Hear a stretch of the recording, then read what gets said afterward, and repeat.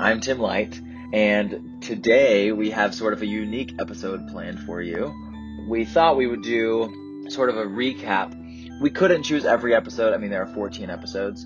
So we chose 4 episodes that we wanted to highlight. We're going to hear clips from these episodes, and then I'll chat about them a bit.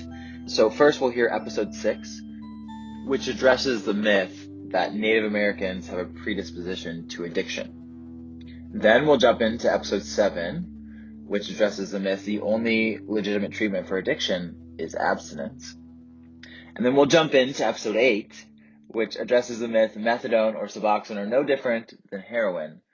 And we'll round it out by talking about episode 9, which addresses the myth not my kids. All right, let's jump in. There's a lot of feelings that come up for me. I think the biggest feeling is probably fear.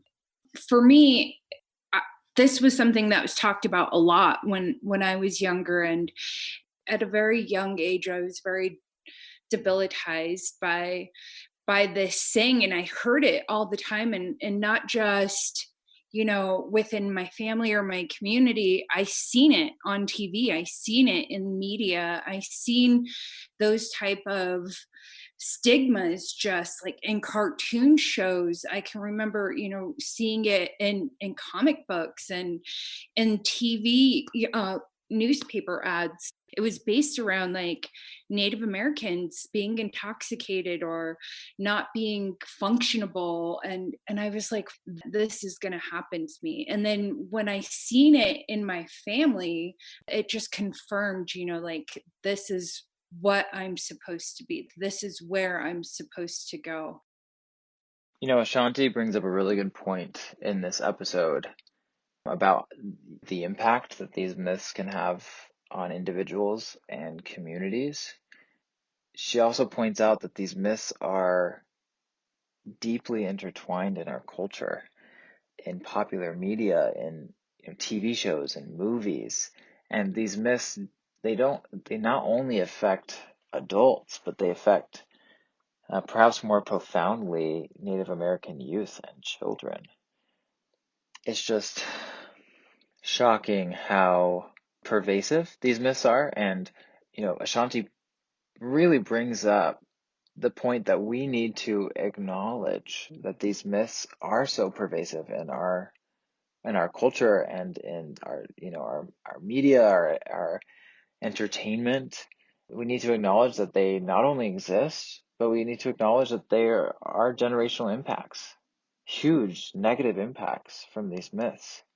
And before we can ever start addressing them, we have to acknowledge them. So when we start talking about oppression, we have individuals and groups, of course, we all know this, that are marginalized. And what eventually happens is when a group of individuals are oppressed, they begin to take on the beliefs of the oppressor. And so there's a resistance that comes with that, the first initial resistance. But you get something pounded on you enough, no expectations, you're not expected to succeed, you're not expected to excel, you're not expected to not be addicted to a substance. You begin to believe that.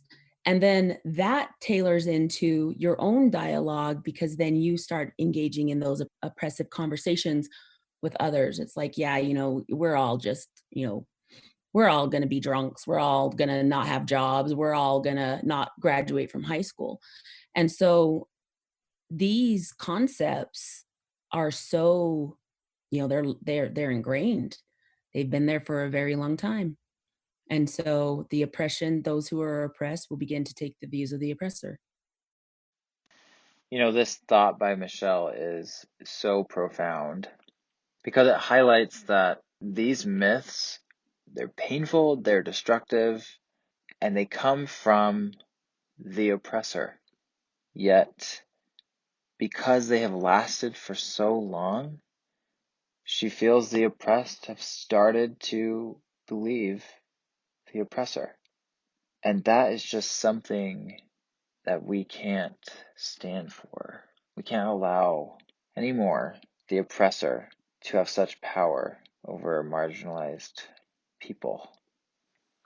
if we sort of let this myth go on, it says that the causes of addiction are wholly internal and thus unchangeable by the rest of us, right? The only people who could change it if it's genetic are people, with PhDs and MDs who are working on research and can do gene therapy. That's not true. There are so many social causes of addiction that are modifiable, which means we can change them. And I think emphasizing that and emphasizing the ways in which we as people who live in this country, but are global citizens as well, we have a responsibility to help reduce risk factors for all sorts of bad health outcomes. And we know the social risk factors that increase risk for addiction. There are these adverse childhood experiences, their unemployment, their poverty, their mistreatment, and that we have a responsibility to address those. And so when you hear or sort of levels of addiction differ by race, note that it's not race that's causing that, it's racism. It's the way we treat communities of color and have mistreated communities of color. And so whenever you hear, African Americans have this different rate of disease than whites, or Native Americans have this different disease than whites, it's not because of some sort of internal genetic differences between us. It's because of the social conditions around us. Dr. Madden really brings us home here by pointing out that we as global citizens are contributing to rates of addiction. So let me bring it back. So she points out that if somebody has an addiction, their addiction is caused by the social climate in which they exist and social circumstances that are created by that society. And we are all contributors of that. I love how she said if a certain race has a higher rate of addiction than another, that is not contributed to that race. That's not a biological contribution, but rather that is racism contributing to those higher rates of addiction. Those are social causes. And we, as global citizens, have power over social causes. We have the power to start changing the social tides away from contributing to these adverse childhood experiences and other risk factors of addiction. I know that it is a bias, and it's a personal bias for most of them, because many of us that work in the field are in recovery or were recovered, right? And many of whom recovered through 12 steps. So I, being a guilty one, I was absolutely guilty of this. I take my experience and I generalize it to everyone else, and it's like, well, this is what worked for me, so that's what must work for you. And it was through a very painful personal experience of losing my sister and trying to save my brother's life that I learned that that is not going to work, that I had to stop doing that. I was a practitioner for 5 years before that, where I literally told people I preferred not to take people who were on methadone because I felt like it was a crutch. So yeah, like I had these judgments, and I've seen them and I continue to see them in treatment. In fact, I was asked last week if I would speak at a treatment center, but then they called me back. This girl messaged me back and said, oh, this person I know in recovery that works there, they said that you can't come speak to them here because you drink.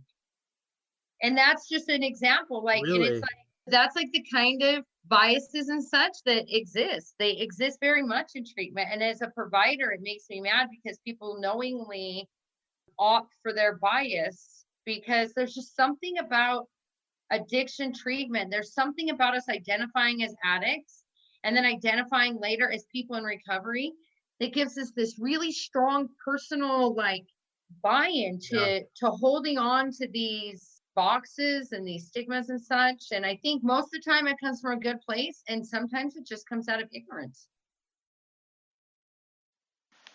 Mindy brings up a good point here about the bias that exists in traditional ways in which we treat addiction in the United States, which has primarily focused on 12-step programs. And she points out that, at this point, most people who have gone through recovery have done so through a 12-step program. And so that's what they know. And she, also stated that she feels like when someone is in recovery, they have this huge personal buy-in, and which then turns into quite a bit of bias. And so Mindy suggests that we take a step back.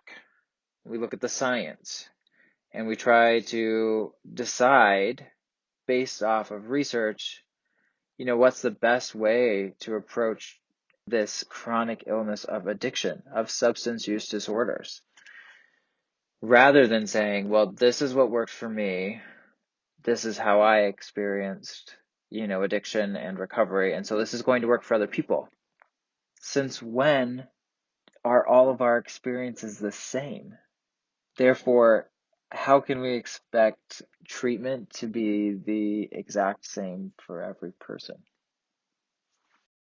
I know from my own personal experience, the barriers for me were, one, how was I going to pay for it? Two, like I was in the middle of my addiction life. And so that lifestyle that I was living definitely did not give me the means to be able to, like sign up for health insurance or do any of these things within myself. Those things were not capable for me. So it really came down, can you purchase those on the street, kind of like illicit drugs? Can you purchase Suboxone on the street? Can you purchase methadone on the street? Yes. And then once I had experienced that, I was like, oh, well, maybe that is doable, because I can actually get up and go to work and have a job and then start to provide things for my family while I'm on methadone, while I'm on Suboxone, while I'm on Subutex. I can actually do those things, and it's not this consumption of my mind of like, oh man, I have to go do this and it's got to be right now. Like it's okay. I can go to work. And did those things better your life, Ashanti? Did they better your life? They completely bettered my life in every way possible. I went to work and then would come home and take care of my daughter and cook dinner and do laundry. However, when I was using illicit drugs, those things weren't possible. So, it's the barriers for me were, how am I going to take care of this? How am I going to be able to pay for this? The benefit to that was once I was able to, go in, I could pay like the dollar amount, the daily amount in a methadone clinic. And then you gain some trust, and you gain a lot of trust within yourself. Like you can actually bring it home and use it on a daily basis without checking in every day and be responsible. And things that worked for me were going in there and, talking to a therapist once a week, like taking some time to talk about what was going on inside of my head really helped me address the behavior of wanting to just become so, I don't know, saturated in drugs. Like if I got in my head, I had to get out of it. And methadone for me was extremely helpful. It was that stark of a difference. Like it was. Oh, yeah. It was that stark of a difference. And you see results quickly. And I mean quickly, like 14-day period quickly. Within 14 days, I was able to have a job. For me, addiction looked like I didn't get out of bed and I was incapable of doing things. Some people are different, and they're, what do you call those? Like a functioning addict. That's what it's like called. Functioning addict. This piece from Ashanti is really exciting for me because she illustrates so well the benefits that medication for addiction treatment can have in a person's life. She also points out that despite these medications scientifically being proven to benefit people's lives, scientifically proven to be effective, there are still barriers to receiving these medications. She illustrates circumstances in which that need to be changed. And she also, I don't want to say very much about, like what needs to be changed or how to change it, except if we're going to change these barriers, if we're going to remove these barriers, we have to have, the people who are being affected by these barriers involved in that decision. People like Ashanti have to be at the table when that decision is being made and when options are being laid out. Because only someone who's had to use one of these medications for addiction treatment truly understands the breadth of the barriers. Nothing about us without us. People treat overdose like it's an end thing, like once somebody's overdosed and died, they're a statistic and that's the end of it. But that's not the end of it. That was the beginning of it for me. My sisters missed my son graduating high school. She missed my daughter graduating kindergarten. She missed me going through a divorce. She's missed everything I've ever done in her honor. And every day that she's gone, it's still just the day she left. And that's the thing that people forget is that those of us who lost people to overdose, we're still missing them every single day, long after you counted them 5 years ago in your tally of people who died. Every day she's missing. She's not making the Thanksgiving turkey that she's supposed to make because I burned myself and hers are juicier. She's not making my Oreo balls at Christmas. It's all those things that I don't ever get to have with her again. It's hard to comment on this piece from Mindy, but I think it's important to state that fatal overdose reaches far beyond any statistic. When we're talking about the effect of losing a life, that effect reaches on for long periods of time. Like Mindy said, she keeps feeling this. Her sister passing away profoundly impacts her life far beyond when that fatal overdose was recorded as a statistic. I think methadone is a great thing for someone to get on that's, been abusing heroin, because it's going to help them from overdosing. So when you're stigmatizing someone and you're telling them, oh no, you're not clean, it brings someone's something that you've worked for that's so precious. And then, and it is recovery. You bring them down and you send them back for a relapse, and they might not make it back from that. It's just so scary. And I think if we're going to show anybody in recovery anything, no matter what pathway they're on, it should be compassion and support, not stigma. Stigma kills people. It's so hard, and so many people in addiction and in recovery face stigma. Savannah brings up really great points here about how medications for addiction treatment are life-saving medications, and that the stigma associated with these medications, this stigma is extremely dangerous. She says stigma kills, and she's not wrong when she says that. She's right on. Stigma kills. And she points out that people who use drugs, people who are in recovery, people who are seeking recovery, all of them experience a great deal of stigma. And we need to do more to get rid of that stigma. Methadone programs in Canada are different from the UK and different from the US, but what unites them all is a lack of trust of the drug user. We're just seen as dodgy people, and so it's not like you go into a pharmacy and get your medication in the same way you would any other medication. There's a different parallel path, and sometimes that's got security guards and line up out front and bulletproof plexiglass and all that. We call it liquid handcuffs because there's so many rules. Mm-hmm. And so that's another thing is people don't want their lives regulated like that. They don't want to be doing a piss test in front of a camera or whatever like that. So I think there's a lot of that too, is that people just don't want their autonomy in their bodies to be so regulated like that. Garth brings up this point of barriers again, like Ashanti did. And wow, the only thing that kept coming to my mind as I listened to Garth talk about these barriers is that if we are going to get rid of these barriers, we have to bring people who are the victims of these barriers to the decision-making table.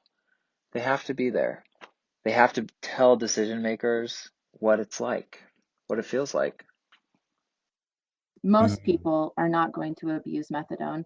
Like a lot of harm reduction efforts, I think people get scared off because they're afraid of that, less than 0.5% of people who they will take as evidence that those efforts are not worthwhile, who are going to abuse methadone is the judgment, I think. Dr. Press points out here that the common judgment and opposition toward medication for addiction treatment is that people who use drugs will, quote, abuse these medications, which, is not, it's just not the case. Perhaps there's a small fraction of individuals who do, but the vast majority of evidence, again, clearly shows that there's a significant benefit. There's a significant benefit in many aspects of recovery for people who use medications for addiction treatment. One way that it's damaging is that idea that if they become addicted, that means they're a bad kid. As a parent, if we believe that myth, we have to accept then that our parenting failed. There's just such a myriad of ways that opioid misuse can start. It goes across any socioeconomic status, any education level, race, ethnicity, anything like that. We should be loving and caring towards all of those who have an illness. And it's something we know is occurring with people with substance use disorders. I loved episode 9 of Debunked for a lot of reasons, but I just wanted to point out 3 right here. This myth, not my kid, this idea that my kid's too smart. I've taught my kid, the right things. I've given them a really good life. Therefore, they will not develop a substance use disorder. It's just not going to happen. This myth is dangerous to children because if they do develop a substance use disorder, this myth suggests to that child that they then are a bad person, that they are a bad kid. And also, it suggests to the parents that those parents are bad. When we know from a mountain of evidence that substance use disorders develop from a variety of different circumstances, traumas, experiences that may or may not have anything to do with that child, having poor behavior or their parents having poor parenting. The second point is that substance use disorders, these cross socioeconomic levels, these cross social barriers, they don't discriminate. And finally, because this is such a complicated issue, it's such a complicated story, and therefore it requires that all of us show a little bit more compassion and a lot more love if we're going to overcome this issue. I have loved so much this journey of creating this podcast, Debunked. I have learned and grown, and I hope you as a listener have as well. I'm so excited for season 2 and for upcoming seasons after season 2. Season 2 is going to be incredible, and I just know that we all are going to learn and grow from hearing the perspectives of people who are experiencing homelessness, who are experiencing substance use disorders, or who have in the past. It's going to be really enlightening, and I'm so excited for this empathetic path that we're all about to go down. I am also really sad because I'm not going to be the host of season 2. I am a medical student this year and have decided that my role on Debunked needs to take more of an editorial board member role. So I'll still be involved in the background, but you won't hear my voice anymore. But again, I'm so excited for season 2. I'm sad that I won't be able to be up in front, but please know that I'm still behind the scenes. I'm still working hard on these issues from my home base and, on this editorial board. I love you all. I'm so grateful for the compassion and love that has been poured out to our team from the community, and for the efforts that average community members have shown in empathizing and reaching out and being more loving and more compassionate as a result of the stories shared on this show. And I hope that continues to be the trend as we move forward. Thanks for joining us today on Debunked, the only Utah podcast combining evidence-based health practices with storytelling to challenge the stereotypes and debunk the myths about harm reduction, opioids, and substance use disorders. I'm Tim Light, and today we recap Season 1 of Debunked. Join us on April 7th for the debut of Season 2 of Debunked, where we will begin the journey of debunking myths related to homelessness and substance use disorders. Check us out on Instagram, Twitter, Facebook, and YouTube at debunkedpod, or on our website at bit.ly/debunkedpod. Don't forget to tell all your friends about Debunked, and remind them that they can find the show on the podcast app, Spotify, upr.org, and anywhere else they get their podcasts. Debunked is produced in collaboration with Utah Public Radio. Funding for the show comes from the Substance Abuse and Mental Health Services Administration, the Office of Health Equity and Community Engagement, the Utah State University Department of Kinesiology and Health Sciences, and Regents Blue Cross Blue Shield. Our editorial board is Jay Hymas, Adam Baxter, Ashanti Moritz, Savannah Ely, Dr. Sandra Sulzer, Dr. Suzanne Prevedel, Dr. Aaron Fanning Madden, Mindy Vincent, Patrick Rizak, Michelle Chapus, Dr. Maren Voss, Dr. Amy Kahn, Trisha Glass, Lloyd Arrive, Hilary Deesh, Jennifer Petrus, and Susie Baker. Debunked is produced by Jameen Fitzgerald, Nick Porth, Shalane Smith-Needham, and Friend Weller. Our creative specialist is Autumn Gibbs. Music for today's episode was created by Nick Porth. Our science advisor is Dr. Aaron Fanning Madden, and our program directors are Dr. Sandra Sulzer and Dr. Suzanne Prevedel. I'm Tim Light, host and editorial board member.